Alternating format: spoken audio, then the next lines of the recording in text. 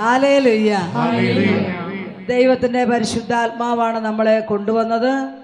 യേശു ഇങ്ങനെ പറഞ്ഞു, യോഹന്നാൻ്റെ സുവിശേഷം 6-ാം അധ്യായം 44-ാമത്തെ വാക്യത്തിൽ, എന്നെ അയച്ച എൻ്റെ പിതാവിനാൽ ആകർഷിക്കപ്പെടാതെ ആരും എൻ്റെ അടുക്കൽ വരുന്നില്ല. Price the Lord. അപ്പോൾ പിതാവായ ദൈവം വിളിച്ചു കൊണ്ടുവന്നവരാണ് നമ്മൾ. നിസ്സാര ആളുകളൊന്നുമല്ല നമ്മൾ ഓരോരുത്തരും. ആണോ? മന്ത്രി ക്ഷണിച്ചു വന്നു കഴിഞ്ഞാൽ മന്ത്രിയുടെ ഗസ്റ്റ് എന്നൊക്കെ പറയുമ്പോൾ എന്നാ ഈ ലോകത്തിൻ്റെ ഗതി വെച്ച് നോക്കിയാൽ അതൊരു ഭയങ്കര സംഭവമാണ് അല്ലേ? അല്ലേ? മെത്രാനച്ഛൻ അരമനയിലേക്ക് ഒരാളെ ക്ഷണിച്ചു എന്ന് വിചാരിക്കും, നിങ്ങളുടെ ഇടവകയെന്ന്. അല്ലേ? നമ്മളെ തന്നെ 4 പേരോട് പറയല്ലേ നമ്മൾ, മെത്രാനച്ഛൻ എന്നെ ഇന്ന ദിവസം വിളിച്ചിട്ടുണ്ട് അരമനയിലേക്ക്. എന്തിനാണെന്നറിയത്തില്ല, വലിയ സന്തോഷമായിട്ടാണ് വിളിച്ചിരിക്കുന്നത്. നമ്മളെല്ലാവരോടും പറയും. അതനുസരിച്ചാണ് നമ്മൾ പോകുമ്പോൾ. സാധാരണ ടൗണിൽ പോകുന്ന വസ്ത്രമൊക്കെ ഇട്ടുകൊണ്ടായിരിക്കും നമ്മൾ പോവുക. മെത്രാനച്ഛൻ വിളിച്ചിട്ട് പോകുമ്പോൾ അതിനനുസരിച്ചുള്ള ഡ്രസ്സിങ്. ഇനിയിപ്പോൾ സ്വർണ്ണമൊന്നുമില്ല, ആരെയും കടം മേടിച്ചെങ്കിലും ഇട്ട്, അല്ല റോൾഡ് ഗോൾഡെങ്കിലും ഇട്ട് ചേട്ടത്തിമാർ അടിപൊളിയായിട്ടായിരിക്കും പോവുക അല്ലേ? അതുകൊണ്ട് നമ്മളെ ഇങ്ങോട്ട് വിളിച്ചത് ദൈവമാണ്, നിസ്സാരയാളല്ല. അപ്പം അതുകൊണ്ട് നമ്മളെ വിളിച്ച ദൈവത്തിന് നമ്മളെക്കുറിച്ചൊരു പദ്ധതിയുണ്ട്. ആ വാക്യത്തിൻ്റെ അവസാനം ഇങ്ങനെയാണ്, അന്ത്യ ദിവസം ഞാൻ അവരെ ഉയർപ്പിക്കും. Praise the lord. ഹല്ലേലൂയ. അന്ത്യ ദിവസം ഉയർപ്പിക്കാൻ വേണ്ടിയിട്ടാണ് ദൈവം നമ്മളെ വിളിച്ചിരിക്കുന്നത്. അതിൻ്റെ അർത്ഥം എന്താണ്?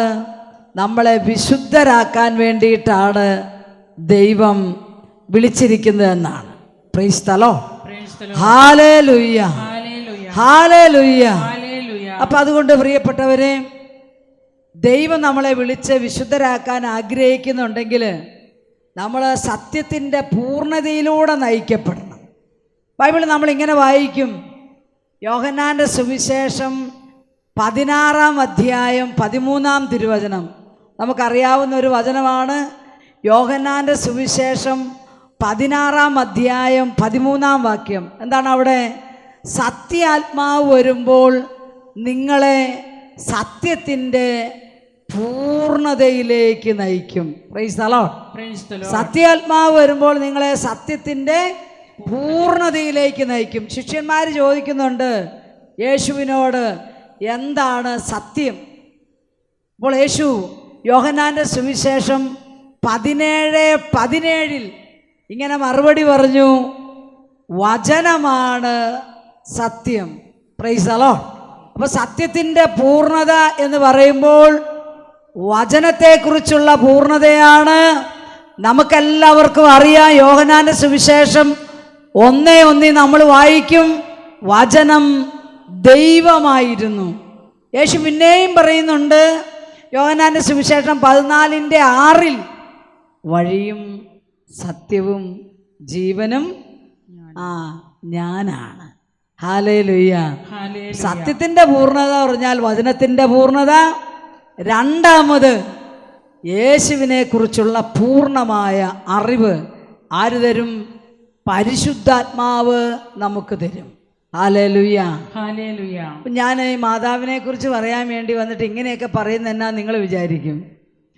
ഈ സത്യത്തിൻ്റെ പൂർണ്ണതയിലേക്ക് ഒരു വ്യക്തിയെ പരിശുദ്ധാത്മാവ് നയിച്ചു കൊണ്ടുവന്നതിനെ കുറിച്ച് വിശുദ്ധ ബൈബിളിൽ ഒരു സാക്ഷ്യമുണ്ട്. അത് പറയാൻ വേണ്ടിയിട്ടാണ്. സത്യത്തിൻ്റെ പൂർണ്ണതയിലേക്ക് പരിശുദ്ധാത്മാവ് നയിച്ച ഒരു വ്യക്തി അതാരാണ്?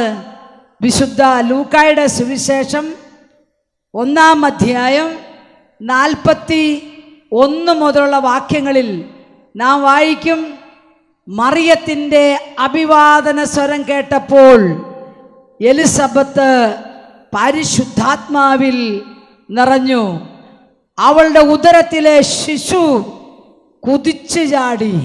Price the Lord. Price the Lord. ഒന്ന് പറഞ്ഞേ, എല്ലാവരും പറഞ്ഞേ ഹല്ലേലൂയ. ഹല്ലേലൂയ. ഹല്ലേലൂയ. പരിശുദ്ധാത്മാവ് എലിസബത്തിന്റെ ഉള്ളിലേക്ക് വന്നത് ധ്യാനം കൂടാൻ പോയിട്ടല്ല. ആണോ? ആരെങ്കിലും തലേ കൈവച്ച് പ്രാർത്ഥിച്ചിട്ടാണോ? അല്ല, മറിയത്തിൻ്റെ അഭിവാദനം കേട്ടപ്പോഴാണ്. പ്രിയപ്പെട്ടവരെ, നിങ്ങൾ ബൈബിൾ വായിച്ചു നോക്ക്, എത്ര വേണേലും വായിച്ചു നോക്ക്. യേശുവോ പൂർവ്വപിതാക്കന്മാരോ ഏലിയ പോലുള്ള ശക്തരായ പ്രവാചകന്മാരോ ദൈവത്തെ നേരിൽ കണ്ട ദൈവാനുഭവം സിദ്ധിച്ച മറ്റാരെങ്കിലുമോ യേശുവോ സ്ലീഹന്മാരോ ആരെങ്കിലും ഒരഭിവാദനം പറഞ്ഞപ്പോൾ ഹലോ സുഖാണോ എന്നൊരൊറ്റ വാക്ക് കേട്ട് കഴിഞ്ഞപ്പോൾ, അങ്ങനെ ഒരു വാക്ക് കേട്ട ഉടനെ ആരെങ്കിലും പരിശുദ്ധാത്മാവിൽ നിറഞ്ഞിട്ടുണ്ടോ? ഉണ്ടോ? നിങ്ങൾ വായിച്ചിട്ടുണ്ടോ? ഞാൻ ബൈബിൾ പല പ്രാവശ്യം വായിച്ചു നോക്കിയിട്ടുണ്ട്, ഞാൻ കണ്ടിട്ടില്ല. നിങ്ങൾ കാണുവാണെങ്കിൽ എന്നോടൊന്ന് പറഞ്ഞേക്കണം. ഞാൻ ഡിവൈനിലാണ് കൂടുതൽ സമയം ശുശ്രൂഷ ചെയ്യുക, പോട്ടയിലും ഡിവൈനിലും. ഹല്ലേലൂയ. ഞാനത് പറയുക, മറിയത്തിൻ്റെ അഭിവാദനത്തിന് അത്രമാത്രം ഒരാളെ ആത്മാവിൽ നിറയ്ക്കാൻ കഴിയുമെങ്കിൽ മറിയത്തിൻ്റെ സാന്നിധ്യത്തിന് നമ്മളെ എത്രമാത്രം പരിശുദ്ധാത്മാവിൽ പൂരിതരാക്കാനായിട്ട് കഴിയും. അതാണ് ദൈവവചനത്തിൻ്റെ സത്യം, സത്യത്തിൻ്റെ പൂർണ്ണത. ഇനി എലിസബത്ത് പരിശുദ്ധാത്മാവിൽ നിറഞ്ഞു എന്നതിൻ്റെ തെളിവെന്താണ്? ഉള്ളിലേക്ക് വന്ന് നിറയുന്നതിനാ പറയുക. ഇപ്പം ഈ ഗ്ലാസിൻ്റെ അകത്ത് വെള്ളം വെച്ചിട്ടുണ്ട്, നിങ്ങൾക്ക് കാണാൻ പറ്റും ഗ്ലാസ്. ഈ ഗ്ലാസിൻ്റെ ഉള്ളിലാണ് വെള്ളം നിറഞ്ഞിരിക്കുന്നത്. എലിസബത്തിൻ്റെ ഉള്ളിൽ പരിശുദ്ധാത്മാവ് നിറഞ്ഞതിൻ്റെ അടയാളമാണ് വയറ്റിൽ കിടന്ന കൊച്ച് ആത്മാവിൽ നിറഞ്ഞ് സന്തോഷത്താൽ തുള്ളിച്ചാടിയത്. Praise the lord. ഹല്ലേലൂയ. പരിശുദ്ധാത്മാവിൽ നിറഞ്ഞു കഴിഞ്ഞപ്പോൾ എലിസബത്തിനൊരു കാര്യം മനസ്സിലായി. ബൈബിൾ നമ്മൾ ഇങ്ങനെ വായിക്കും, യോഹന്നാൻ്റെ സുവിശേഷം 6-ാം അധ്യായം 45-ാം വാക്യം. വിശുദ്ധ യോഹന്നാൻ്റെ സുവിശേഷം 6:45 അവരെല്ലാവരും ദൈവത്താൽ പഠിപ്പിക്കപ്പെട്ടവരാകും. ആരും ഇനി ആരെയും ദൈവത്തെ അറിയുക എന്ന് പറഞ്ഞ് പഠിപ്പിക്കേണ്ട കാര്യമില്ല. കാരണം അവരെല്ലാവരും ദൈവത്താൽ പഠിപ്പിക്കപ്പെട്ടവരായി മാറും. പ്രിയപ്പെട്ടവരെ, എലിസബത്ത് ഒരു യഹൂദ സ്ത്രീയാണ്. ആണോ? ഒരു യഹൂദൻ്റെ ഭാര്യയാണ്. നിസ്സാര യഹൂദനല്ല. ജെറുസലേം ദേവാലയത്തിൽ പുരോഹിത ശുശ്രൂഷ ചെയ്യുന്ന ഒരു പുരോഹിതൻ്റെ ഭാര്യയാണ് എലിസബത്ത്. വയസ്സായവളാണ്, ചെറുപ്പക്കാരിയൊന്നുമല്ല. യഹൂദരെ സംബന്ധിച്ചിടത്തോളം അവരുടെ ദൈവം ആരാണ്? യഹോവയാണ്, അല്ലാതെ ഈശോയല്ല. ആണോ? അവരുടെ ദൈവം യഹോവ, യാഹുവേ, സ്വർഗസ്ഥനായ പിതാവ്. അപ്പോൾ അങ്ങനെ ആയിരിക്കെ ഒന്നാം പ്രമാണത്തിന് വലിയ വില കൽപ്പിക്കുന്നവരാണ് യഹൂദര്. പുറപ്പാടിൻ്റെ പുസ്തകം 20:1 ഇങ്ങനെ എഴുതപ്പെട്ട വചനമാണ്: ഇസ്രായേലേ കേൾക്കുക, ഞാനാണ് നിങ്ങളുടെ ദൈവമായ കർത്താവ്, ഞാനല്ലാതെ മറ്റൊരു ദൈവം നിങ്ങൾക്ക് ഉണ്ടായിരിക്കരുത്. അങ്ങനെയല്ലേ? മുകളിൽ ആകാശത്തിലോ താഴെ ഭൂമിയിലോ ഭൂമിക്കടിയിലോ വെള്ളത്തിലോ ഉള്ള ഒന്നിൻ്റെയും രൂപം ഉണ്ടാക്കരുത്. ഞാനാണ് നിങ്ങളുടെ ദൈവമായ കർത്താവ് എന്ന് മോശയിലൂടെ പ്രമാണം നൽകിയിട്ടുണ്ട് കർത്താവ്. ആരിലൂടെയാ? മോശയിലൂടെ. മോശയിലൂടെ നൽകപ്പെട്ട ഈ പ്രമാണം ജീവന്റെ പ്രമാണമായി അനുസരിക്കുന്ന അംഗീകരിക്കുന്നവരാണ് യഹൂദര്. അങ്ങനെയുള്ള ഒരു യഹൂദ സ്ത്രീയാണ് മറിയത്തെ നോക്കിയിട്ട് പറയുക, നീ എൻ്റെ കർത്താവിൻ്റെ അമ്മയാണ്. പറഞ്ഞോ? നിങ്ങളൊന്നും മിണ്ടുന്നില്ലല്ലോ. പറഞ്ഞായിരുന്നോ? എങ്ങനെയാ അത് പറഞ്ഞത്? പരിശുദ്ധാത്മാവ് പഠിപ്പിച്ചു കൊടുത്തു. നീ വിചാരിക്കുന്നത് പോലെ നിന്റെ ചേച്ചിയുടെ മകളല്ല എലിസബത്തെ ഈ വന്നിരിക്കുന്നത് നിന്റെ കർത്താവിൻ്റെ അമ്മയാണ്. ആരാ പഠിപ്പിച്ചത്? പരിശുദ്ധാത്മാവ് പഠിപ്പിച്ചു കൊടുത്തു. അവരെല്ലാം ദൈവത്തെ അറിയുക എന്ന് പറഞ്ഞ് ആരും പഠിപ്പിക്കപ്പെടേണ്ട കാര്യമില്ല.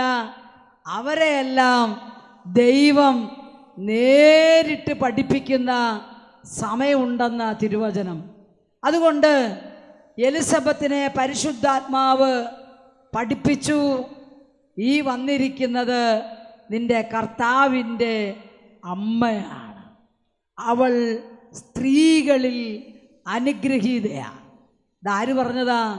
പരിശുദ്ധാത്മാവ് പറഞ്ഞു കൊടുത്തതാ. നിന്റെ ഉദരഫലം അനുഗ്രഹീതമാണ്. അതാര് പറഞ്ഞു പഠിപ്പിച്ചു? പരിശുദ്ധാത്മാവ് എലിസബത്തിനോട് പറഞ്ഞു കൊടുത്തു.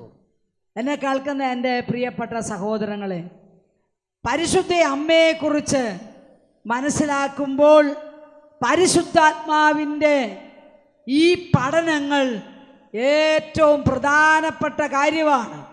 മനുഷ്യനെ വിശുദ്ധിയിൽ, നന്മയിൽ, സ്വർഗരാജ്യത്തിലേക്ക് എത്തിക്കാൻ ദൈവം പ്രത്യേകം അഭിഷേകം ചെയ്ത വ്യക്തിയാണ് പരിശുദ്ധ അമ്മ. യേശു ലോകത്തിലേക്ക് വന്നത് നമ്മളെ എല്ലാവരെയും ദൈവത്തിൻ്റെ മക്കളാക്കി മാറ്റാനാണ്. യോഹന്നാൻ്റെ സുവിശേഷം 1-ാം അധ്യായം 12-ാം തിരുവചനം, അവനിൽ വിശ്വസിച്ചവർക്കെല്ലാം, അവൻ്റെ നാമം സ്വീകരിച്ചവർക്കെല്ലാം ദൈവമക്കളാകാൻ അവിടുന്ന് കഴിവ് നൽകി. Price the Lord. അപ്പോൾ നമ്മളങ്ങനെ ദൈവത്തിൻ്റെ മക്കളാണ്.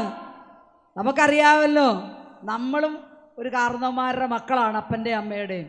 നമുക്കും മക്കളുണ്ട്. എപ്പോഴും നമ്മൾ അപ്പനും അമ്മയും പറഞ്ഞ അനുസരിച്ചാണോ ജീവിക്കുന്നത്? അല്ല. നമ്മുടെ പിള്ളേരും ഇങ്ങോട്ട് വാന്ന് വിളിച്ചു കഴിഞ്ഞാൽ അങ്ങോട്ട് പോകും. അങ്ങനെ ദൈവത്തിൻ്റെ മക്കളായിട്ട് ജീവിക്കുക എന്ന് പറഞ്ഞാൽ ബൈബിൾ നമ്മളെ പഠിപ്പിക്കുന്നത് ദൈവമക്കളായി നിലനിൽക്കുന്നവരാരാണെന്ന് റോമാലേഖനം 8-ാം അധ്യായം 14-ാം വാക്യം. അവിടെ നമ്മളെന്താ വായിക്കുക? ദൈവ ആത്മാവിനാൽ നയിക്കപ്പെടുന്നവരെല്ലാം ദൈവത്തിൻ്റെ പുത്രന്മാരാണ്, പുത്രിമാരാണ്. ദൈവാത്മാവിനാൽ നയിക്കപ്പെടണം. അപ്പോൾ ദൈവാത്മാവിനാൽ നയിക്കപ്പെടുക എന്ന് പറഞ്ഞാൽ ദൈവത്തിൻ്റെ ഇഷ്ടം മാത്രം അന്വേഷിച്ച് അതനുസരിച്ച് മാത്രം ജീവിക്കുക എന്ന് പറഞ്ഞാൽ ഈ ബൈബിൾ അനുസരിച്ച് ജീവിക്കുക എന്ന് അർത്ഥം. Price the Lord.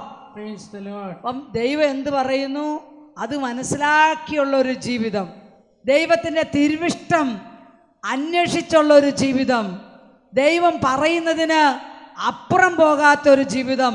നാടൻ ഭാഷയെ പറഞ്ഞാൽ കാരണവന്മാർ പറയും, എൻ്റെ മകൻ വരച്ച വരയ്ക്ക് അപ്പുറത്ത് പോകുകയില്ല എന്ന് പറഞ്ഞു കഴിഞ്ഞാൽ അപ്പൻ പറയുന്നതിൻ്റെ അപ്പുറം ചെയ്യുകയില്ല എന്നർത്ഥം. അങ്ങനെയല്ലേ?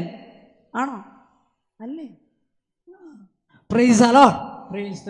അങ്ങനെയാണ് ദൈവത്തിൻ്റെ മക്കൾ. എന്നാൽ മനുഷ്യർ പാപം ചെയ്തു.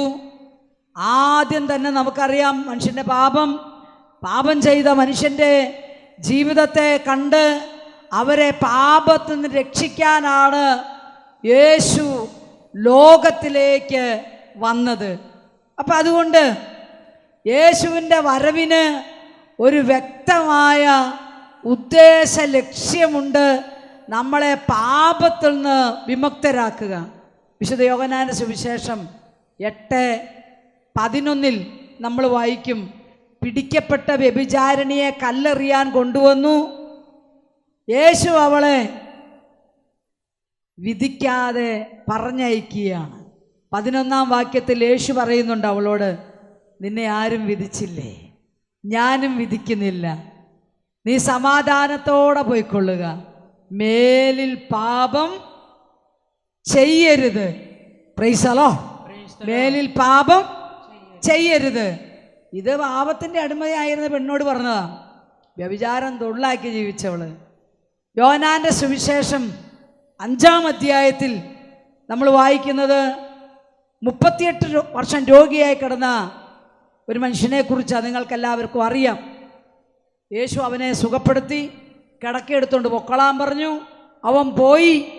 അങ്ങനെ കുറച്ച് ദിവസങ്ങൾക്ക് ശേഷം യേശു അവനെ വീണ്ടും കാണുന്നത് ജെറുസലേം ദേവാലയത്തിൽ വെച്ചാണ്. അവിടെ വെച്ച് കണ്ടപ്പോൾ യേശു അവനോട് പറയുകയാണ്, യോഹന്നാൻ്റെ സുവിശേഷം 5-ാം അധ്യായം 14-ാം വാക്യം. യേശു അവനോട് പറഞ്ഞു, നോക്കൂ, നീ ഇപ്പോൾ സൗഖ്യം പ്രാപിച്ചിരിക്കുകയാണ്. കൂടുതൽ മോശമായതൊന്നും സംഭവിക്കാതിരിക്കാൻ മേലിൽ പാപം ചെയ്യരുത്. അങ്ങനെ പറഞ്ഞ അവനെ അയക്കുന്നത്.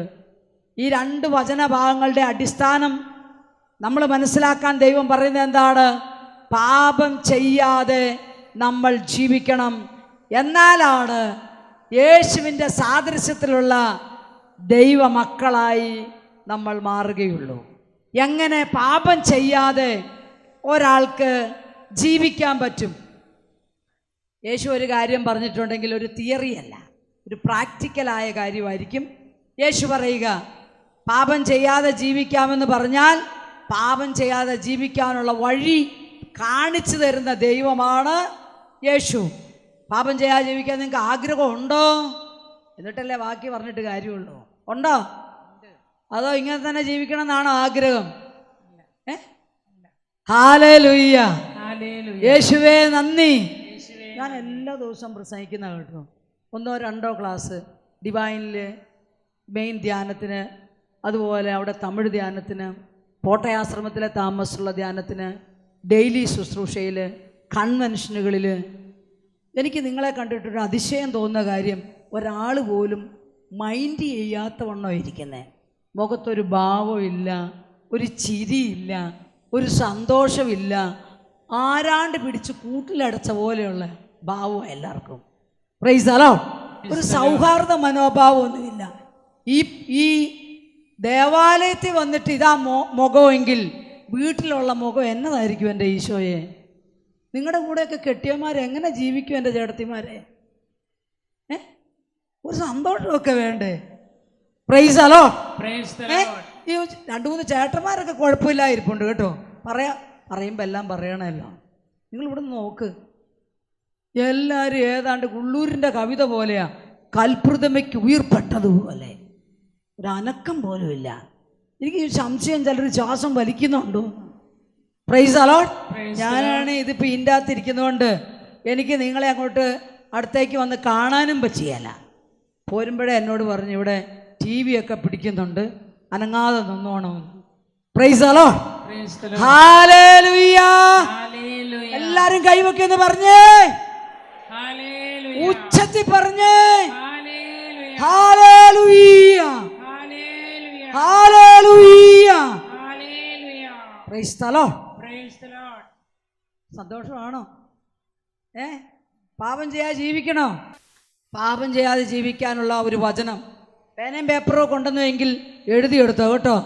സങ്കീർത്തന പുസ്തകം 119:11 നമ്മളിങ്ങനെ വായിക്കും, ദൈവമേ, അങ്ങേക്കെതിരായി പാപം ചെയ്യാതിരിക്കേണ്ടതിന് അങ്ങയുടെ വചനം ഞാൻ എൻ്റെ ഹൃദയത്തിൽ സൂക്ഷിച്ചിരിക്കുന്നു. പാപം ചെയ്യാതെ ജീവിക്കാൻ ആഗ്രഹിക്കുന്നവർ വചനം ഹൃദയത്തിൽ സൂക്ഷിക്കണം. Price the Lord. വചനം ഹൃദയത്തിൽ സൂക്ഷിക്കുക എന്ന് പറഞ്ഞു കഴിഞ്ഞാൽ, ഞാൻ നേരത്തെ പറഞ്ഞു, നിങ്ങൾക്കറിയാം വചനം ദൈവമാണ്, യേശുവാണ്. വചനം ഹൃദയത്തിൽ സൂക്ഷിക്കുമ്പോൾ നമ്മുടെ ഹൃദയത്തിൽ ദൈവം വന്ന് വസിക്കും, യേശു വന്ന് വസിക്കും. ആരാ നമ്മളെ കൊണ്ട് പാപം ചെയ്യിക്കുന്നത്? ആരാ? ഒച്ച പറഞ്ഞേ, വാട്ടുകാരെ ഒച്ച കേൾക്കുന്നുള്ളൂ, നിങ്ങളുടെ ഒച്ച കേട്ടില്ലല്ലോ. ആരാണ്? ഒരു ഏട്ടൻ ദിവ്യനെ ധ്യാനിക്കാൻ വന്നപ്പോൾ എന്നോട് പറഞ്ഞേ, ഓ സാത്താനൊന്നും അല്ല എൻ്റെ സിസ്റ്ററെ എന്നെ കൊണ്ട് പാപം ചെയ്യിക്കുന്നത്, എൻ്റെ അളിയനാന്ന് പറഞ്ഞു. അളിയൻ? ഞാൻ പറഞ്ഞു അളിയനോ? അതെ, എൻ്റെ അളിയനെ റിഗിലാണ് ജോലി, ദുബായിൽ, കുറച്ച് കാലം മുമ്പാണ്. അപ്പോൾ അവൻ പറയാ, അവൻ വരുമ്പോൾ ഒരു 6 മാസമോ 3 മാസമൊക്കെ ജോലി കഴിഞ്ഞ് 1 മാസത്തെ ലീവുണ്ട് അളിയന്. വരുമ്പോൾ കുറേ കുപ്പി കൊണ്ടുവരും. അളിയൻ ആരെയും കമ്പനിക്ക് വിളിക്കുകയല്ല, എന്നെ വിളിക്കുകയുള്ളൂ. അളിയൻ വന്നു കഴിഞ്ഞ് 1 മാസത്തേക്ക് എനിക്ക് കുശാല.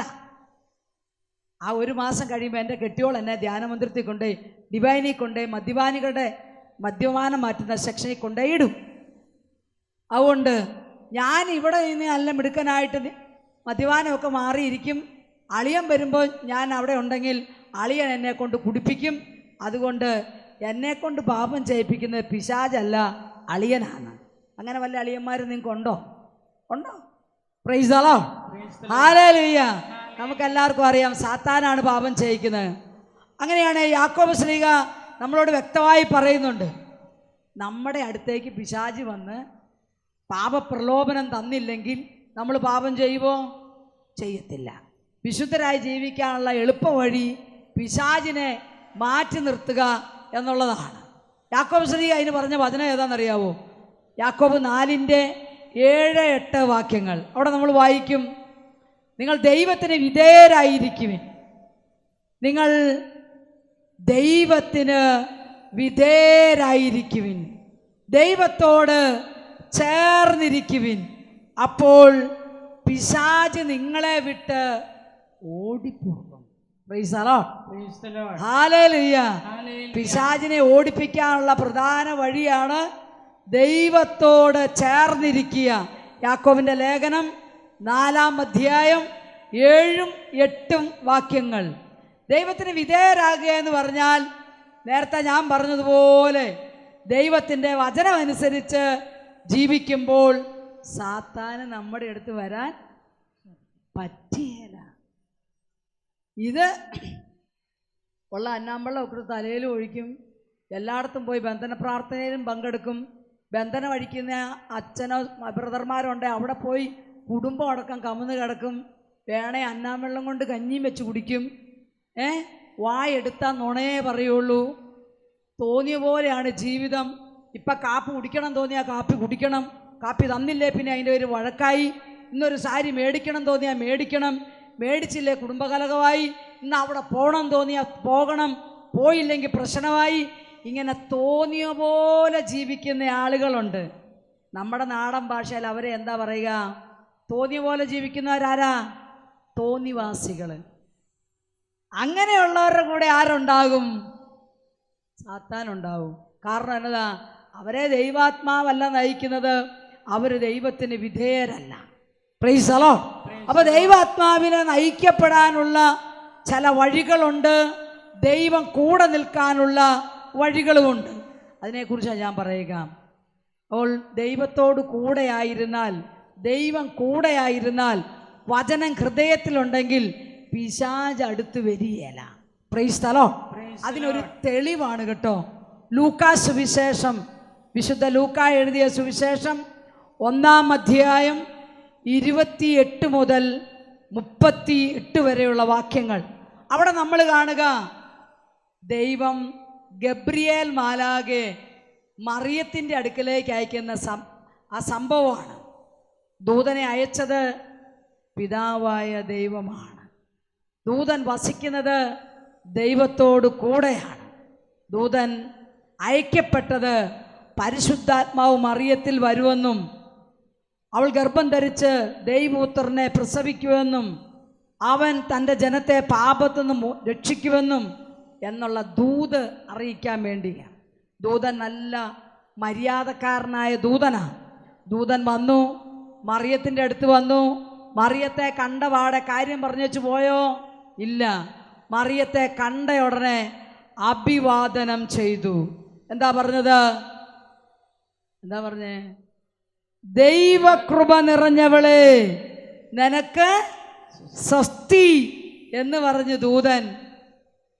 ബാക്കി കാര്യം പറയാൻ ദൂതൻ നോക്കിയപ്പോൾ തന്നെ ആരാണോ മറിയത്തിൻ്റെ അടുക്കലേക്ക് അയച്ചത് ആ പിതാവായ ദൈവം മറിയത്തിൻ്റെ അടുത്ത് നിൽക്കുക. ആണോ?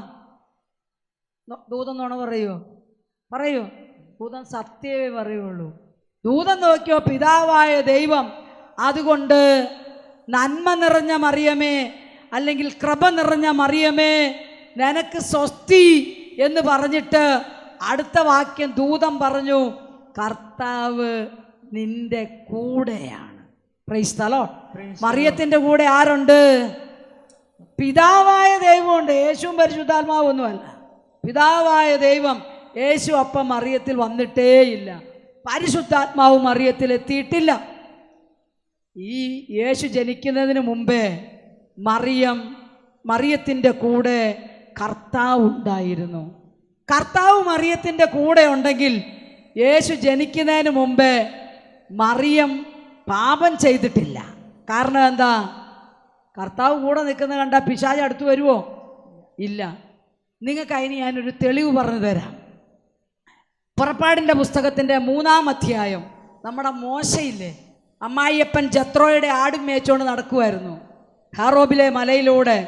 അങ്ങനെ നടക്കുമ്പോൾ പെട്ടെന്നൊരു തീ കണ്ടു, ഒരു തീപിടുത്തം. എന്താണെന്നറിയാൻ മോശ ഇങ്ങനെ എത്തി നോക്കി അന്വേഷിച്ച് ചെന്നപ്പം മുൾപ്പടർപ്പ് കത്തുന്നില്ല, അവിടെ തീ ഉണ്ട് താനും. മോശ എന്നാ സൂത്രമെന്നറിയാൻ അടുത്തേക്ക് ചെന്നപ്പോൾ പുറപ്പാട് 3:5 അഗ്നിയിൽ നിന്ന് ദൈവം സംസാരിച്ചു, നീ അടുത്തു വരരുത്, നീ നിൽക്കുന്നിടം പരിശുദ്ധമാണ്. പറഞ്ഞോ? നിന്റെ കാലിലെ ചെരുപ്പ് അഴിച്ചു മാറ്റുക, കാരണം നീ നിൽക്കുന്നിടം പരിശുദ്ധമാണ്. എന്നെ കേൾക്കുന്ന എൻ്റെ പ്രിയപ്പെട്ടവരെ, മോശ അഗ്നി കയറിയിട്ടൊന്നുമില്ല, അഗ്നിയിലാണ് ദൈവം. എന്നിട്ടും അതിൻ്റെ പരിസരത്തേക്ക് ചെന്നപ്പോൾ ദൈവം പറഞ്ഞു, നീ നിൽക്കുന്നിടം പരിശുദ്ധമാണ്, നിന്റെ കാലിലെ ചെരുപ്പ് അഴിച്ചു മാറ്റണം. പറഞ്ഞില്ലയോ? അങ്ങനെയാണെങ്കിൽ മറിയത്തിൻ്റെ കൂടെ ആ ദൈവം ഉണ്ടായിരുന്നു. അപ്പോൾ മറിയം എത്രമാത്രം പരിശുദ്ധമായിരിക്കും? ചിന്തിച്ചിട്ടുണ്ടോ? Praise the lord. ഹല്ലേലൂയ. മറിയം നിസ്സാരക്കാരിയല്ല. ദൈവം കൂടെയുള്ളവളായതുകൊണ്ട് സാത്താന് മറിയത്തിൻ്റെ മേൽ ഒരധികാരവും യേശു ജനിക്കുന്നതിന് മുമ്പേ ഉണ്ടായിരുന്നില്ല. Price the Lord. ഇനി രണ്ടാമത്തെ കാര്യം, ദൂതൻ പറഞ്ഞത് തന്നെ. ദൂതൻ പറഞ്ഞു, നീ കൃപ നിറഞ്ഞവളാണ്. എങ്ങനെയാണ് ഒരു വ്യക്തിക്ക് കൃപ കിട്ടുക എന്ന് ബൈബിൾ നമ്മളെ പഠിപ്പിക്കുന്നുണ്ട്. യോഹന്നാന്റെ സുവിശേഷം 1-ാം അധ്യായം 16-17 വാക്യങ്ങൾ. വിശുദ്ധ യോഹന്നാന്റെ സുവിശേഷം 1:16-17 വാക്യങ്ങളിൽ, അവൻ്റെ പൂർണ്ണതയിൽ നിന്ന് നാം എല്ലാവരും കൃപയ്ക്കുമേൽ കൃപ സ്വീകരിച്ചിരിക്കുന്നു. 17-ാം വാക്യം, നിയമം മോശ വഴി നൽകപ്പെട്ടു, കൃപയും സത്യവുമാകട്ടെ യേശു ക്രിസ്തു വഴിയുണ്ടായി. Price the Lord. നിയമം മോശ വഴിയാണ് വന്നത്, കൃപയും സത്യവും യേശു ക്രിസ്തു വഴിയാണ് വന്നത്. യേശു ക്രിസ്തുവിൽ നിന്നാണ് മനുഷ്യരായ നമ്മളൊക്കെ കൃപയ്ക്കുമേൽ കൃപ സ്വീകരിക്കുക. അങ്ങനെയാണെങ്കിൽ ഈശോ ജനിക്കുന്നതിന് മുമ്പ് തന്നെ ദൂതൻ പറഞ്ഞു മറിയം കൃപ നിറഞ്ഞവളാണെന്ന്. പറഞ്ഞോ? അപ്പം ഈ മറിയത്തിന് എങ്ങനെ കിട്ടി ഈ കൃപ? യേശുവിലൂടെ അല്ല മറിയം കൃപയാൽ നിറയപ്പെട്ടത്. പിന്നെ എങ്ങനെ മാതാവ് കൃപയാൽ നിറയപ്പെട്ടു? എഫോസസ് ലേഖനം 2-ാം അധ്യായം 8-ാം തിരുവചനം. എഫോസസ് 2:8 നമ്മൾ വായിക്കും, വിശ്വാസം വഴി കൃപയാലാണ് നിങ്ങൾ രക്ഷിക്കപ്പെട്ടത്, അത് നിങ്ങൾ നേടിയെടുത്തതല്ല, ദൈവത്തിൻ്റെ ദാനമാണ്. യേശു ജനിക്കുന്നതിന് മുമ്പേ ദൈവം മറിയത്തെ തെരഞ്ഞെടുത്തതുകൊണ്ട് ദൈവം തൻ്റെ കൃപയാൽ മറിയത്തെ നിറച്ചു. Price the lord. ഹല്ലേലൂയ. ഈ കൃപ നിറഞ്ഞാലുള്ള പ്രത്യേകത എന്താ? റോമാലേഖനം 6-ാം അധ്യായം 14 വായിക്കണം. നിങ്ങൾ പേനയും പേപ്പറൊന്നും എടുത്തിട്ടില്ലല്ലോ അല്ലേ? കൊണ്ടുവന്നേക്കരുത്, എങ്ങാനും കഴിച്ചിലായല്ലോ. Praise the lord. റോമ 6:14 ഒരു ക്രൈസ്തവൻ, ഒരു വിശ്വാസി, ഒരു മനുഷ്യൻ വിശുദ്ധനാകാനുള്ള പ്രധാനപ്പെട്ട വചനമാണ്. റോമ 6:14 ഇങ്ങനെ എഴുതിയിരിക്കുകയാണ്, പാപം നിങ്ങളുടെ മേൽ ഇനി ഭരണം നടത്തുകയില്ല. എന്താ പറഞ്ഞത്? പാപം നിങ്ങളുടെ മേൽ ഇനി ഭരണം നടത്തുകയില്ല. പാപം ചെയ്യിപ്പിക്കുന്നത് പിശാചാണ് എങ്കിൽ ആ വചനത്തെ നമുക്ക് വേണമെങ്കിൽ ഇങ്ങനെ വായിക്കാം: പിശാച് നിങ്ങളുടെ മേൽ ഇനി ഭരണം നടത്തുകയില്ല. കാരണം എന്താന്ന് അങ്ങനെ തന്നെ പറയുക. കാരണം നിങ്ങൾ നിയമത്തിൻ്റെ കീഴിലല്ല, കൃപയുടെ കീഴിലാണ്. എവിടെയാണ്? കൃപയുടെ കീഴിൽ. നിയമം മോശ വഴി നൽകപ്പെട്ടു, കൃപയും സത്യവും യേശു ക്രിസ്തു വഴിയുണ്ടായി. ഹല്ലേലൂയ, യേശുവേ നന്ദി. ഒരു വ്യക്തി കൃപയുടെ കീഴിൽ വന്നാൽ മതി, പിശാചിനെ തൊടാൻ പറ്റത്തില്ല. എങ്ങനെയാ കൃപയുടെ കീഴിൽ വരിക? എന്തിനാ ഈ കൃപയുടെ കീഴിലേക്ക് വരുന്നത്? നല്ലോല മഴ പെയ്യുമ്പം നമ്മൾ ചുമ്മാ മഴയത്തേക്ക് ഇറങ്ങി പോവുമോ? ഒരു കുടയൊക്കെ ചൂടിപ്പോകും. കുടയില്ലെങ്കിൽ എവിടെയെങ്കിലും കയറി മഴ കൊള്ളാത്തടത്ത് നിൽക്കും. അങ്ങനെയല്ലേ സാധാരണ? ആണോ? പാപം നിറഞ്ഞ ലോകത്ത്, തിന്മ പെരുകിയ ലോകത്ത്, നമുക്കറിയാം പണ്ടത്തെ പോലെയൊന്നുമല്ല. സ്വന്തം അമ്മ തന്നെ സ്വന്തം കുഞ്ഞുങ്ങളെ കൊന്നുകളയുന്ന, ഏറ്റവും ചെറിയ കുഞ്ഞുങ്ങളെ പോലും ഉണ്ടായിട്ട് മാസങ്ങൾ പോലും ആകാത്ത കുഞ്ഞിൻ്റെ വായിൽ ടിഷ്യൂ പേപ്പറൊക്കെ തിരികെ കൊല്ലുന്ന അത്ര പാപം വർദ്ധിച്ച കാലത്താണ് നമ്മൾ, അല്ലേ? പണ്ടത്തെ പോലെയൊന്നുമല്ല. ഇതുമാത്രം ക്രൂരതകളാണ്. അപ്പോൾ ഇത്രമാത്രം പാപം വർദ്ധിച്ച കാലത്ത് എങ്ങനെ നമുക്ക് വിശുദ്ധരാകാൻ പറ്റും? പ്രിയപ്പെട്ടവരെ, നിങ്ങൾ കൃപയുടെ കീഴിൽ വന്നാൽ പിശാചിന് നിങ്ങളെ തൊടാൻ പറ്റത്തില്ല പാപപ്രലോഭനമായിട്ട്. കാരണം എന്താണ്? റോമാലേഖനം 5-ാം അധ്യായം 20-ാം തിരുവചനം. റോമ 5:20 നമ്മൾ വായിക്കും: പാപം വർദ്ധിച്ചിടത്ത് കൃപ അതിലേറെ വർദ്ധിച്ചു. ഹല്ലേലൂയ! എല്ലാവരും പറയൂ ഹല്ലേലൂയ! Oh Jesus! പ്രിയപ്പെട്ടവരെ, പാപം വർദ്ധിച്ചിടത്ത് കൃപ അതിലേറെ വർദ്ധിച്ചെങ്കിൽ വിശുദ്ധ ജീവിതം നയിക്കാൻ നമുക്ക് എളുപ്പമാണ്. Price the lord. Hallelujah, hallelujah. ഒരു പാപത്തിൻ്റെ പ്രലോഭനമായി സാത്താൻ വരുമ്പം 100 കൃപകളാൽ ദൈവം നമ്മളെ നിറക്കി വന്ന് സത്യം. Price the Lord. അപ്പം ഈ കൃപയാൽ നിറയാനും കൃപയുടെ കീഴിൽ നിൽക്കാനും ഞാനൊരു എളുപ്പ വഴി പറഞ്ഞു തരാം. അത് വേറെയൊന്നുമല്ല. നമ്മുടെ നാട്ടിലൊരു ചൊല്ലുണ്ട്: മുല്ലപ്പൂമ്പൊടി ഏറ്റുകിടക്കും കല്ലിനുമുണ്ടൊരു സൗരഭ്യം. അങ്ങനെയാണെങ്കിൽ കൃപ നിറഞ്ഞ ഈ മാതാവിൻ്റെ കൂടെ നടന്നാൽ മതി, നമ്മൾ കൃപയുടെ കീഴിലാകും. എളുപ്പമല്ലേ? എങ്ങനെയാണ് മാതാവിൻ്റെ കൂടെ നടക്കുക? അതിനുള്ള എളുപ്പ വഴിയാണ് ജപമാല ചൊല്ലുക. Price the Lord. ചില ആളുകൾക്ക് ജപമാല ചൊല്ലുക എന്നൊന്നും പറഞ്ഞു കഴിഞ്ഞാൽ ഇഷ്ടമല്ല. കാരണം എന്താണ്? വചനം അറിയാം. വചനം ഇങ്ങനെ ഒഴുകുന്ന കാലഘട്ടമാണ്. എങ്ങനെയാണ് പല വചനങ്ങളും അറിയാവുന്നതുകൊണ്ട് ഞാൻ 1-2 കൊല്ലമല്ല കേട്ടോ പ്രസംഗിക്കാൻ തുടങ്ങിയിട്ട്, 36 കൊല്ലമായി. ഒരുപാട് ജനത്തോട് എനിക്ക് തോന്നും, ഞാൻ ബഹുമാനപ്പെട്ട മാത്യു നായിക്കൻ ബ്രദേഴ്സിൻ്റെ ടീമിലായിരുന്നു ആദ്യം മുതൽ.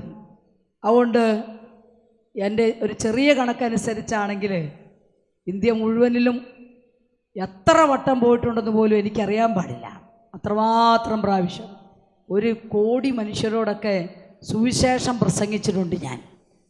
പ്രിയപ്പെട്ടവരെ, ഒരുപാട് പേര് എൻ്റെ മുഖത്ത് നോക്കി പറഞ്ഞിട്ടുണ്ട്, അപ്പോസ്തല പ്രവർത്തനം 4:12 ഇങ്ങനെ എഴുതിയിട്ടില്ലേ: ആകാശത്തിന് കീഴെ ഭൂമിയിൽ മനുഷ്യരുടെ രക്ഷയ്ക്കായി യേശുവിൻ്റെ നാമം മാത്രമേ ഉള്ളൂ എന്ന്.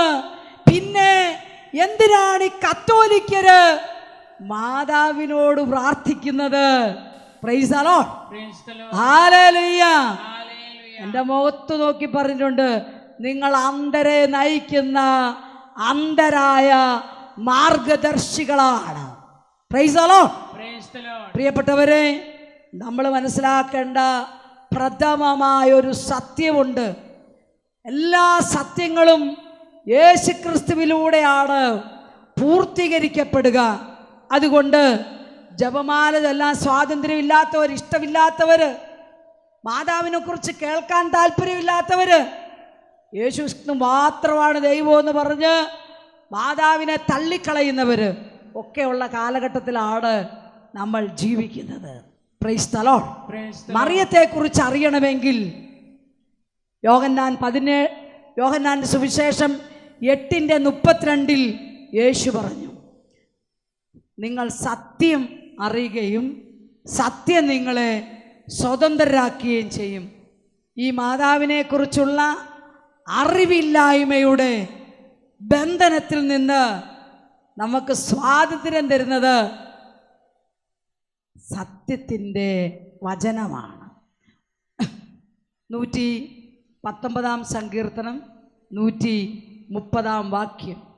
119 സങ്കീർത്തനം 130 വാക്യത്തിൽ ഇങ്ങനെ എഴുതിയിട്ടുണ്ട്, ദൈവമേ, അങ്ങയുടെ വചനത്തിൻ്റെ ചുരുളഴിയുമ്പോൾ പ്രകാശം പരക്കുന്നു.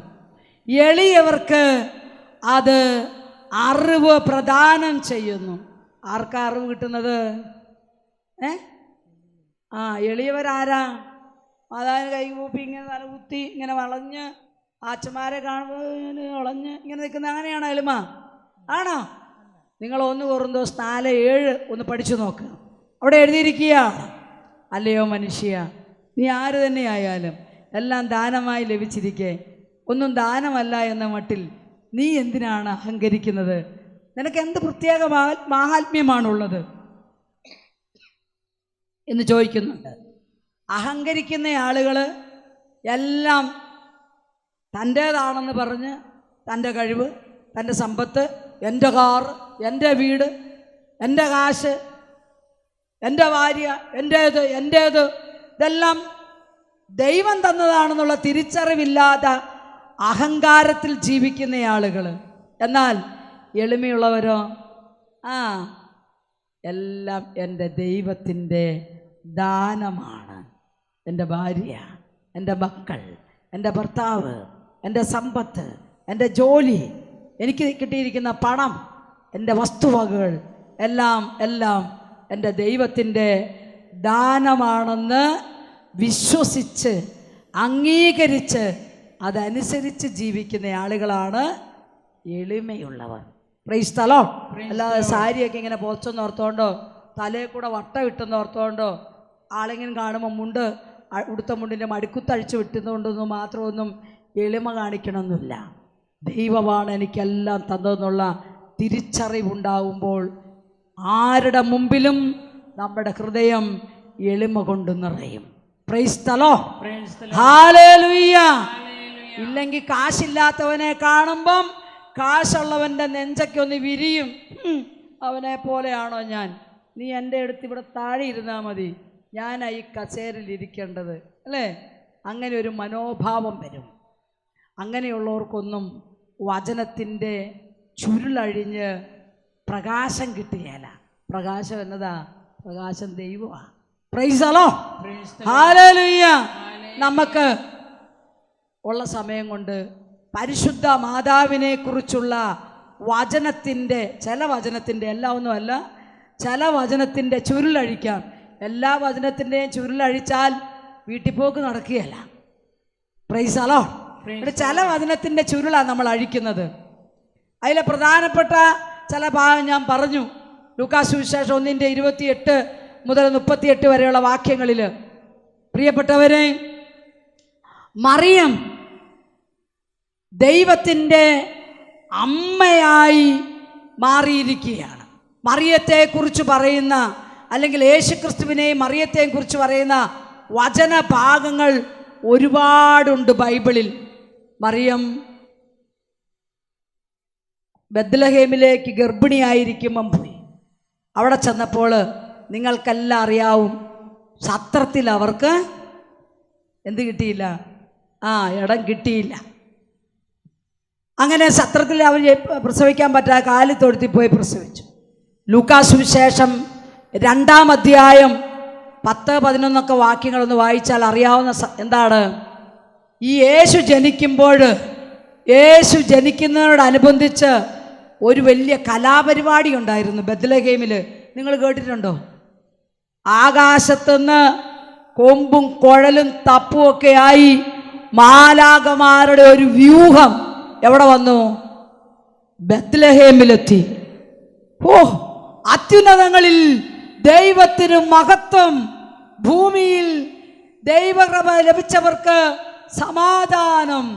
ഇതാ ദാവീദിന്റെ പട്ടണത്തിൽ സകല മനുഷ്യർക്കും വേണ്ടി ഒരു രക്ഷകൻ ജനിച്ചിരിക്കുന്നു. Price the Lord. ഈ പാട്ട് പാടിയത് ആരാ? സുനിൽ ബ്രദറും സംഘമൊന്നുമല്ല. പിന്നെയോ സ്വർഗത്തിലെ മാലാഖമാരാണ് ഈശോ ജനിക്കുമ്പോഴുള്ള ഇനാഗ്രേഷൻ ഫംഗ്ഷൻ ഓപ്പൺ ചെയ്തത്. ഹല്ലേലൂയ. നിസാരമാണോ? അങ്ങനെ ഒരു ചരിത്രമില്ല. ഇനി എന്തുകൊണ്ടാണ് അവർക്ക് സത്രത്തിൽ ഇടം കിട്ടാതിരുന്നത്? അതൊക്കെ ദൈവത്തിൻ്റെ മഹനീയമായ പദ്ധതിയുടെ ഭാഗമാണ്. നോക്കണം, ഉണ്ണീശോയായിട്ട് മാതാവ് 8-ാം ദിവസം പരിച്ഛേദനത്തിന് പോയി. അവിടെ ചെന്നപ്പോൾ എന്നാ ഉണ്ടായത്? അവിടെ ചെന്നപ്പോഴത്തേനും ഈശോയെ കയ്യിലെടുത്ത് ശിമയോൻ ശക്തമായി പ്രവചിക്കുകയാണ്. പരിശുദ്ധാത്മാവ് എന്നോട് പറഞ്ഞിട്ടുണ്ട്, രക്ഷകനെ കാണുന്നതിന് മുമ്പ് നീ മരിക്കുകയല്ല എന്നൊക്കെ പറഞ്ഞ് കാര്യങ്ങൾ പറഞ്ഞ് 2:35 എത്തിയപ്പോൾ എന്ത് സംഭവിച്ചു? മാതാവിൻ്റെ നേരെ നോക്കി ശിമയോൻ ഇങ്ങനെ പറഞ്ഞു, നിന്റെ ഹൃദയത്തിലൂടെ ഒരു വാൾ തുളച്ച് കയറും.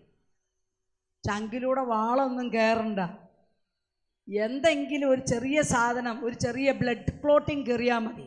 ശരീരത്തിലെ ഹൃദയം ശുദ്ധിയാക്കുന്ന അതേ ബ്ലഡ് ഹൃദയത്തിലിരുന്നൊന്ന് ബ്ലോക്കായാൽ ചത്തുപോവുകയല്ലേ? ബ്ലോക്കായിട്ട്, അറ്റാക്കായിട്ട് ഇല്ലേ? എന്താ വേണ്ടാത്ത? ഉറങ്ങുവാണോ? Praise the lord. അങ്ങനെയാണെ വാള് കയറിയാലോ? നീ തട്ടിപ്പോകുന്നാ പറഞ്ഞത്, ആണോ? ഈ കൊച്ചിനെയും വെച്ച് സന്തോഷത്തോടെ മാലാഖമാരുടെ പാട്ടും കേട്ട് അതും ധ്യാനിച്ച് ഹൃദയത്തിൽ സംഗ്രഹിച്ച് എന്നപ്പോൾ ശിമയോൻ പറഞ്ഞു, മറിയമേ, സംഭവം ഇങ്ങനെയാണേലും നിന്റെ ഹൃദയത്തിലൂടെ ഒരു വാള് കയറിപ്പോകും കേട്ടോ. Price the Lord. അത് കേട്ട വടി ഈ കൊച്ചിനെ എനിക്ക് വേണ്ടാന്നും പറഞ്ഞുകൊണ്ട് എറിഞ്ഞോ. ഞാൻ മലപ്പുറത്ത് ധ്യാനിപ്പിക്കാൻ ചെന്നപ്പോൾ ഒരു കത്തോലിക്ക കുടുംബക്കാർ, കോട്ടയംകാരാ, അവിടുത്തെ മകള് എൻ്റെ അടുത്ത് പ്രാർത്ഥിക്കാൻ വേണ്ടി വന്നു. അപ്പനും അമ്മയൊക്കെ ഉണ്ട്. അവളുടെ വിഷമമൊക്കെ കണ്ടു കഴിഞ്ഞ് അവളെ ധ്യാനത്തിന് വിട്ടു. ധ്യാനത്തിന് വന്നപ്പോൾ ഞാൻ അവളെ കൗൺസിലിംഗ് നടത്തി. അപ്പോൾ അവൾ പറയുക, ഞാൻ എൻ്റെ പപ്പായുടെയും മമ്മിയുടെയും കൂടെ ജീവിച്ചിട്ടില്ല. ഉണ്ടായിട്ട് ആശുപത്രിയിൽ നിന്ന് ഇറങ്ങിയപ്പോൾ പപ്പായെ എൻ്റെ മമ്മിയുടെ വീട്ടിൽ കൊണ്ടേയാക്കി. ഇറങ്ങുമ്പം പറഞ്ഞത്രേ, നീ ഈ കൊച്ചിനെ മുലകുടി മാറിയിട്ട് വന്നാൽ മതി, പക്ഷേ കൊച്ചിനെയും കൊണ്ട് വീട്ടിലോട്ട് വരണ്ട. അപ്പം മമ്മി ചോദിച്ചെന്ന്, അതെന്നാ പപ്പേ, നമ്മുടെ മൂത്ത കൊച്ചല്ലേ? അപ്പം പപ്പ പറഞ്ഞു, 1-ാം നമ്പർ ആ പൂക്കാ കുടുംബത്തിൽപ്പെട്ട ചേട്ടനാണ് കേട്ടോ, അതിപുരാതന കത്തോലിക്ക കുടുംബക്കാരാ. ചേട്ടൻ പറഞ്ഞു, ഞാൻ ഈ കൊച്ചിൻ്റെ ജാതകം നോക്കിച്ചു. ജാതകത്തിൽ ഇവളെൻ്റെ കാലനാ, ഞങ്ങൾ ഒന്നിച്ച് ജീവിക്കാൻ പാടില്ല, അതുകൊണ്ട് അവളെ നിനക്ക് നിൻ്റെ വീട്ടിൽ നിർത്താം. കൊണ്ടുപോയില്ല. 3 പിള്ളേരും കൂടെ ഉണ്ടായി, കാലന്മാരല്ലാത്ത പിള്ളേർ. ഈ ചേട്ടൻ, ഞാനിത് പറയുക ഇവരുടെ അനുഭവം എനിക്ക് നന്നായിട്ട് അറിയാവുന്നത് കൊണ്ടാണ്. പ്രിയപ്പെട്ടവരെ, ആ പെങ്കൊച്ച് ചങ്ക് തകർന്ന് എന്നോട് പറയുക, അപ്പൻ്റെ അമ്മയുടെ സ്നേഹം അനുഭവിക്കാതെ വളർന്നു, അമ്മായിയുടെ കുത്തുവാക്കും അടിയെല്ലാം കൊണ്ട് പഠിച്ചു. പ്രിയപ്പെട്ടവർ, അയാളൊരു ബാങ്ക് മാനേജരാണ്, ബുദ്ധിയും ബോധമില്ലാത്ത മനുഷ്യനല്ല. അയാൾ ആ കൊച്ചിൻ്റെ ഒരു കാര്യത്തിനും ഇടപെട്ടില്ല. കല്യാണപ്രായമായപ്പോൾ ആദ്യം വന്ന കല്യാണം അവൾക്ക് ഇഷ്ടപ്പെട്ടില്ല. നല്ല വെളുത്ത് സുന്ദരിയായ പെങ്കൊച്ചിനെ ടാർവീപ്പേന്ന് മുക്കിയെടുത്തതുപോലെ നിറമുള്ളവനെ കൊണ്ട് കെട്ടിച്ചു. ഇവളുടെ യേശു നോക്കിയില്ല, സമ്മതവും നോക്കിയില്ല. വേണമെങ്കിൽ കെട്ടിയാൽ മതി എന്ന് പറഞ്ഞു. അവിടെ അപ്പൻ ഒരു ജാതകം നോക്കിച്ചു. ചെറുക്കൻ്റെ നക്ഷത്രമൊക്കെ ചോദിച്ച് ഈ അപ്പൻ ജാതകമൊക്കെ നോക്കിച്ചാണ് കെട്ടിച്ചത്. കല്യാണം കഴിഞ്ഞു. പ്രിയപ്പെട്ടവരെ, ഈ കൊച്ച് ഇവനെയും കൊണ്ട് ധ്യാനിക്കാൻ വന്നു. ഞാൻ സംസാരിച്ചു, കാര്യങ്ങളൊക്കെ മനസ്സിലാക്കി കൊടുത്തു. അവന് സന്തോഷമായി. അവർ പോയി. അവൻ അമേരിക്കയിലോട്ട് ഇവിടെ കൊണ്ടുപോയി. ഇവിടെ ബാംഗ്ലൂരായിരുന്നു ജോലി. അമേരിക്കയെ കൊണ്ടുപോയി. അവിടെ ജീവിച്ചു. ഇപ്പം അപ്പന് രോഗം വന്നു. ഉണ്ടായിരുന്ന പൈസ മുഴുവൻ ചികിത്സിച്ചു. അമ്മയ്ക്ക് രോഗം വന്നു. മറ്റ് 3 പിള്ളേരുമാണ് ഇവരുടെ രക്ഷകന്മാരെന്ന് ജാതക വിധി പ്രകാരം ഉണ്ടായിട്ടും ഒറ്റയൊരെണ്ണം തിരിഞ്ഞു നോക്കുന്നില്ല. ഇപ്പം ആരാ നോക്കുന്നത് ഞാൻ പറയാൻ നിങ്ങൾക്കറിയാലോ. ഈ കാലനാന്ന് പറഞ്ഞ കൊച്ചാണ് റേഡിയേഷന് കൊണ്ടുപോകുന്നതും വീട്ടിലെ കാര്യം നോക്കുന്നതും എല്ലാം. കാര്യമൊക്കെ പെൻഷനൊക്കെ ഉണ്ട്. അയാളുടെ പെൻഷനും കാര്യങ്ങളും 2 പേർക്കും മരുന്ന് മേടിക്കാൻ മാത്രമേ ഉള്ളൂ. Price the lord. ഹല്ലേലൂയ. അങ്ങനെയാണേ നമ്മുടെ മാതാവിൻ്റെ മുഖത്ത് നോക്കിയല്ലേ പറഞ്ഞ വാള് കീറുമെന്ന്. ഈശോയെ എറിഞ്ഞു കളഞ്ഞോ? ഇല്ല, ചങ്കോട് ചേർത്തു, എല്ലാം ഹൃദയത്തിൽ സംഗ്രഹിച്ചു. Praise the lord. ഹല്ലേലൂയ. അതായത് ഒരു പ്രശ്നം ഉണ്ടാകുമ്പോൾ, ഒരു പ്രതിസന്ധി ഉണ്ടാകുമ്പോൾ, ഒരു തകർച്ച വരുമെന്ന് മുൻകൂട്ടി അറിയുമ്പോൾ തകർന്നു വീഴുന്നവളായിരുന്നില്ല മറിയം, പിടിച്ചു നിൽക്കുന്നവളായിരുന്നു മറിയം. Praise the lord. തന്നെ തകർക്കാൻ നിൽക്കുന്നവരുണ്ടെന്ന് അറിയുമ്പോൾ അവരെ ചങ്കോട് ചേർത്തവളാണ് മറിയം. മറിയം നിസ്സാരക്കാരിയല്ല. Praise the lord. ഹല്ലേലൂയ. പിന്നെ നമ്മൾ കാണുക, കുറേ ഭാഗങ്ങളുണ്ടെങ്കിലും ഞാൻ എല്ലാം പറയുന്നില്ല കേട്ടോ. നമ്മുടെ 12-ാം വയസ്സിൽ ഈശോയെ കാണാതെ കണ്ടെത്തി കഴിഞ്ഞപ്പോൾ മാതാവ് പറയുന്നുണ്ട്, മകനെ നീ എന്നാ പണിയാണോ കാണിച്ചത്? ഞാൻ നിൻ്റെ പപ്പായും അന്വേഷിച്ച് നിന്നെ കാണാതെ വിഷമിച്ചു. അപ്പോൾ ഈശോ എന്നാ പറഞ്ഞു? ഞാൻ എൻ്റെ പിതാവിൻ്റെ കാര്യങ്ങൾ വ്യാപൃതനായിരിക്കേണ്ടതാണെന്ന് നിങ്ങൾക്കറിയാൻ പാടില്ലേ? നിങ്ങൾ അങ്ങനെ വീട്ടിൽ പോയിരി, എൻ്റെ പുറകെ എന്തിനാണ് നടക്കുന്നത്? അങ്ങനെയാണോ പറഞ്ഞത്? അങ്ങനെ പറഞ്ഞോ? പറഞ്ഞില്ല. യേശു മാതാപിതാക്കന്മാർക്ക് വിധേയനായി നസ്രത്തിലേക്ക് പോയി. എത്ര കൊല്ലം അവരോട് ജീവിച്ചു? 18 കൊല്ലം. അതിനുശേഷം നമ്മൾ കാണുക, കാനായിലെ കല്യാണത്തിന് 2 പേരെയും വിളിച്ചിട്ടുണ്ടായിരുന്നു. 2 പേരും കല്യാണം കൂടാൻ വന്നു. മാതാവ് അതിലൂടെയൊക്കെ നടക്കുക. ഈശോ ഭക്ഷണം കഴിക്കുമ്പോഴായിരിക്കും എന്ന് ഞാൻ വിചാരിക്കുക. ഈശോ മാതാവ് എന്ന് പറഞ്ഞു, മോനെ വീഞ്ഞൊന്നും ചോദിക്കണ്ട, അവരുടെ വീഞ്ഞൊക്കെ തീർന്നുപോയി, വീഞ്ഞ് തീർന്നുപോയി എന്ന് മാതാവ് പറഞ്ഞപ്പം ഈശോ എന്നാ പറഞ്ഞേ? ഇത് നിങ്ങളെല്ലാം പറയണം കേട്ടോ. എന്താ പറഞ്ഞേ? സ്ത്രീയെ, എനിക്കും നിനക്കും എന്ത്? ഒത്തിരി ആളുകൾ പറയുന്നത് എന്നാന്നറിയാവോ? മാതാവിന് ഒരു വിലയും ഈശോ കൽപ്പിച്ചിട്ടില്ലായിരുന്നു. അതുകൊണ്ടാണ് മാതാവിനെ സ്ത്രീയെ എന്ന് വിളിച്ചത്. ഈശോ എന്തെങ്കിലും ഒന്ന് പറഞ്ഞാൽ അതിന് വ്യക്തമായൊരു ലക്ഷ്യമുണ്ടെന്ന് ചുമ്മാ ഒന്നും ഈശോ വാ തുറക്കുകയല്ല. നമ്മളൊരു കാര്യം മനസ്സിലാക്കണം. യേശു എന്തിനാണ് മറിയത്തെ സ്ത്രീയെ എന്ന് വിളിച്ചത്? വിശുദ്ധ ബൈബിളിൽ നാം വായിക്കും, യോഹന്നാന്റെ സുവിശേഷം 14-ാം അധ്യായം 10-ാം വാക്യം, ഞാൻ പിതാവിലും പിതാവ് എന്നിലുമാണെന്ന് നിങ്ങൾ അറിയുന്നില്ലേ? ഞാൻ സ്വമേധയാ ഒന്നും പറയുന്നില്ല, മറിച്ച് എന്നിൽ വസിക്കുന്ന പിതാവ് അവിടുത്തെ പ്രവർത്തികൾ ചെയ്യുകയാണ്. Price the Lord. എന്താ പറഞ്ഞത്? ഞാൻ പിതാവിലും പിതാവ് എന്നിലുമാണ്. എന്നിൽ വസിക്കുന്ന പിതാവ് അവിടുത്തെ പ്രവർത്തികൾ ചെയ്യുകയാണ് എന്ന് യേശു പറഞ്ഞെങ്കിൽ, കാനായിലെ കല്യാണ വീട്ടിൽ യേശു മറിയത്തെ സ്ത്രീയെ എന്ന് വിളിച്ചെങ്കിൽ യേശുവിൽ വസിക്കുന്ന പിതാവിൻ്റെ വാക്കുകളാണത്. ഞാൻ സ്വമേധയാ ഒന്നും പറയുന്നില്ല എന്നാ യേശു പറഞ്ഞത്. അങ്ങനെയാണെങ്കിൽ പിതാവായ ദൈവം ഒരു സ്ത്രീയെക്കുറിച്ച് പറഞ്ഞു വച്ചിട്ടുണ്ട്. ഈശോ തൻ്റെ പരസ്യ ജീവിതത്തിൽ ഇങ്ങനെ പറഞ്ഞു.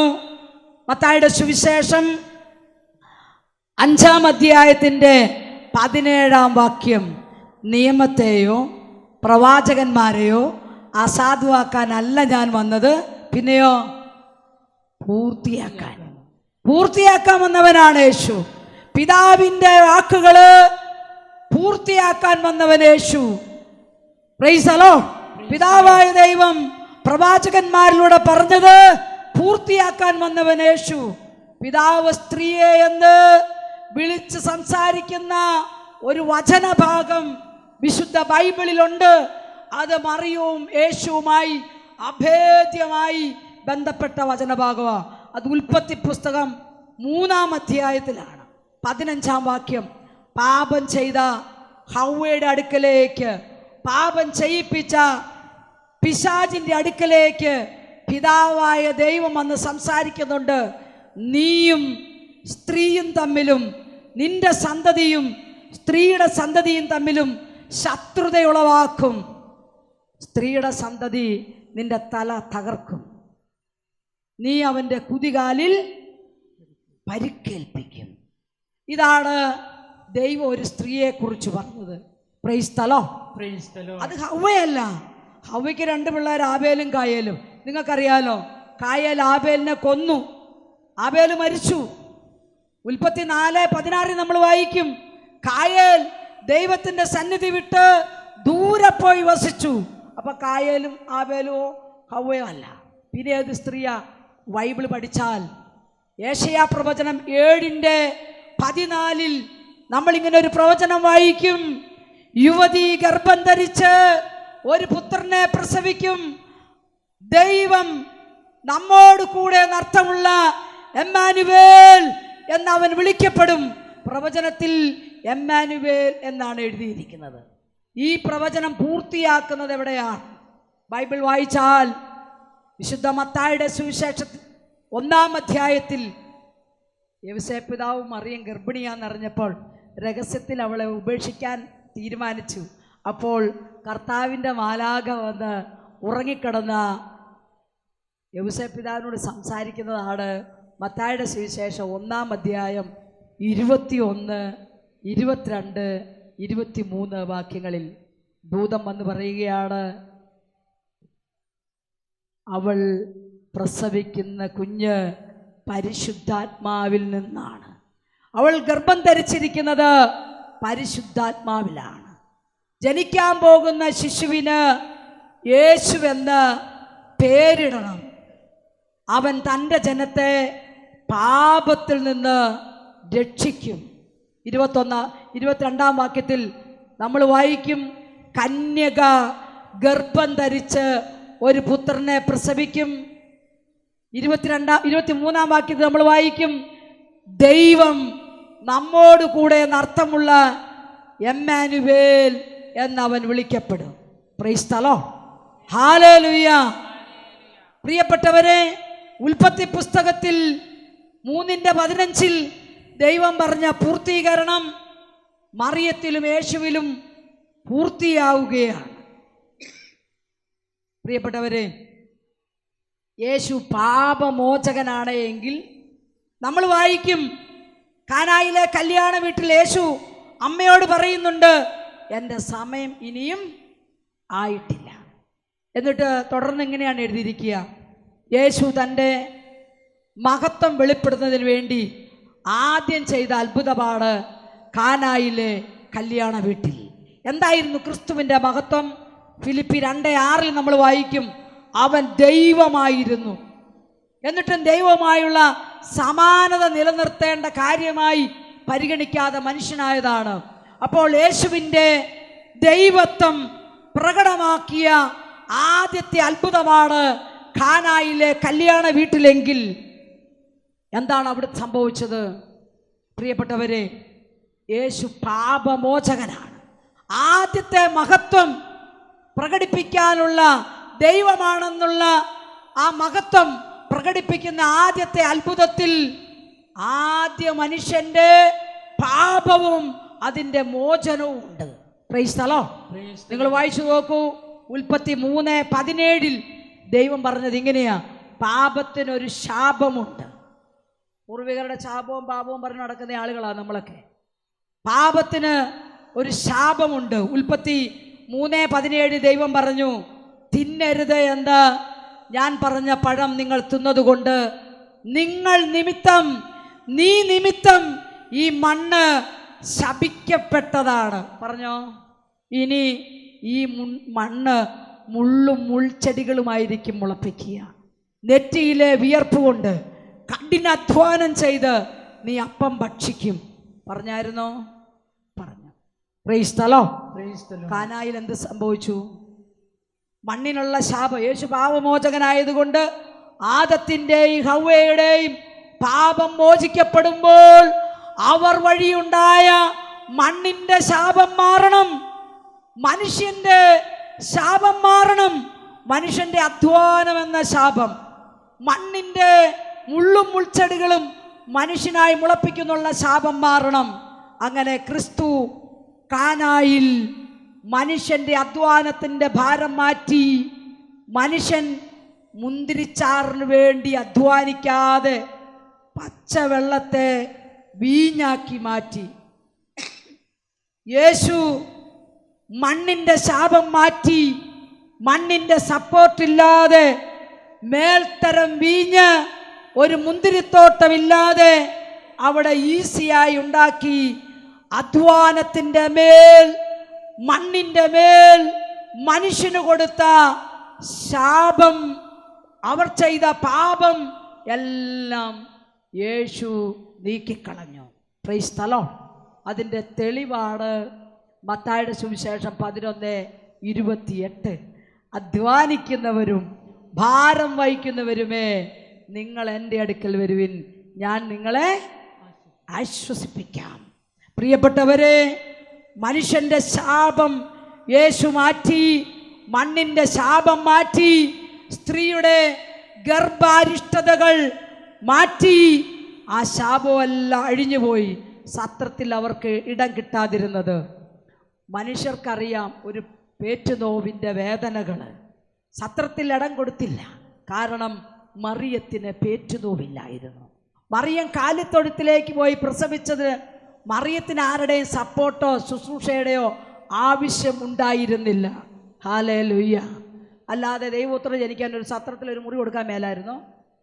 ഒരു ശുദ്ധികർമ്മിണിയെ വയ്ക്കാൻ മേലായിരുന്നോ? പെണ്ണിൻ്റെ കിട്ടിയ ശാപം അതാ, നിന്റെ ഗർഭാരിഷ്ടതകൾ വർദ്ധിക്കും. പ്രിയപ്പെട്ടവരെ, മറിയത്തിലൂടെ ഇതൊക്കെ പൂർത്തീകരിക്കപ്പെടുകയാണ് ചെയ്തത്.